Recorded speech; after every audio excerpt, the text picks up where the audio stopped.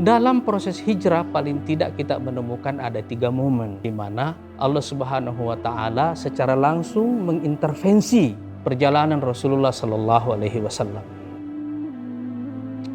Momen pertama adalah pada malam ketika beliau memutuskan untuk hijrah. Jadi para sahabat sudah berhijrah duluan secara sembunyi-sembunyi. Rasulullah yang paling belakang memutuskan untuk berhijrah. Pada malam hari ketika Rasulullah memutuskan untuk berhijrah itu, pada siang harinya orang-orang Quraisy akhirnya memutuskan bahwa tidak ada jalan untuk memusnahkan agama baru ini di Mekah kecuali dengan membunuh Nabi yang membawa agama ini. Dan pola seperti ini akhirnya menjadi satu pola umum dalam semua perjuangan. Potong kepala dari satu struktur kekuatan ideologi supaya ideologi itu hilang.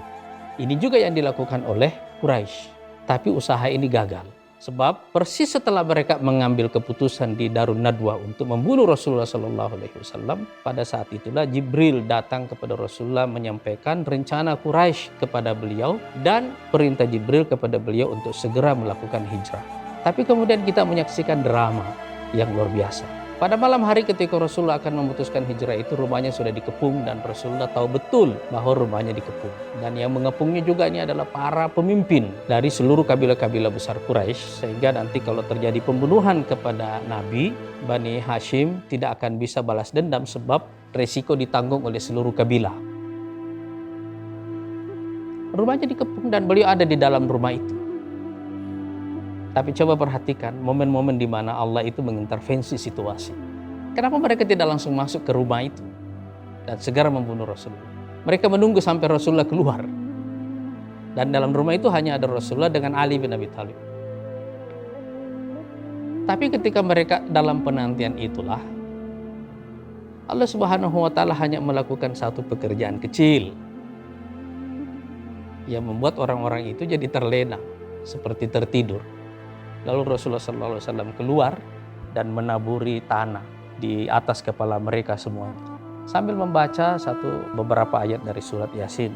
Dan yang paling akhir bagiannya adalah waja'alna min baini aydihim saddan wa min khalfihim saddan fa aghshaynahum fahum la yubsirun. Jadi Nabi lewat di antara mereka, menaburi mereka dengan pasir atau tanah, tapi mereka tidak melihat Nabi lewat. Sekelebat begitu dan tiba-tiba kesempatan mereka untuk membunuh Rasulullah SAW seketika hilang. Itu momen pertama. Momen kedua adalah ketika beliau berada di Gua Sur. Dan orang-orang Quraisy marah betul dengan kegagalan yang pertama itu. Jadi mereka memutuskan untuk terus melakukan perburuan. Dan kenyataannya mereka ada persis di tempat di mana Rasulullah SAW bersembunyi. Tapi sekali lagi, Allah mengintervensi situasinya. Dan mereka tidak melihat bahwa mulut gua yang mereka datangi itu ternyata itu sudah benar. Rasulullah ada di dalamnya bersama Abu Bakar. Tapi mereka tidak sampai masuk dan Abu Bakar melihat kaki mereka. Dan Abu Bakar ketakutan betul dalam situasi itu ketika melihat kaki orang-orang musyrikin Quraisy itu. Jarak antara penemuan itu terlalu tipis. Tapi Allah membuatnya tidak terjadi dengan caranya sendiri. Coba perhatikan Rasulullah SAW berkata kepada Abu Bakar saat itu, wahai Abu Bakar, apa dugaanmu tentang 2 orang? Maksudnya yang berada di gua ini. Allah adalah yang ketiga di antara mereka berdua itu. Jadi Allah bersama mereka itu. Ini intervensi kecil yang membuat situasi segera berubah. Dan momen yang ketiga adalah ketika beliau akhirnya sudah ada dalam perjalanan menuju Madinah, tapi perburuannya tidak selesai. Satu di antara orang yang ikut berburu, ikut mengejar Rasulullah SAW bersama Abu Bakar itu adalah Suraqah bin Malik. Tapi di sini kelihatan mukjizatnya lebih terlihat. Karena setiap kali Suraqah mendekat kepada Nabi, kudanya jatuh, terpeleset. Jadi tidak pernah bisa menyentuh. Ini adalah 3 momen di mana kita menyaksikan bahwa satu perencanaan yang detail dalam sebuah perjuangan disertai dengan keyakinan dan tekad yang kuat, bertemu dengan pertolongan Allah Subhanahu wa taala, bertemu dengan kehadiran Allah Subhanahu wa taala, bertemu dengan intervensi Allah Subhanahu wa taala.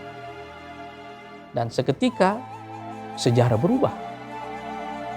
Arah sejarah berubah karena momen-momen yang kritis itu dilewati oleh Rasulullah Sallallahu Alaihi Wasallam. Dan kalau kita merenungi kembali peristiwa ini adalah satu peristiwa di mana agama hadir sebagai penafsir yang benar. Ini bukan cerita tentang heroisme, bahwa beliau saking hebatnya bisa lolos dari semua pengejaran itu. Tapi ini adalah cerita tentang pertemuan antara keyakinan dan pertolongan. Keyakinan dari pejuang dan pertolongan dari Allah Subhanahu wa Ta'ala. Pertemuan antara keyakinan sang pejuang, sang nabi, sang sahabat, dengan pertolongan Allah Subhanahu wa Ta'ala, inilah sumber ceritanya.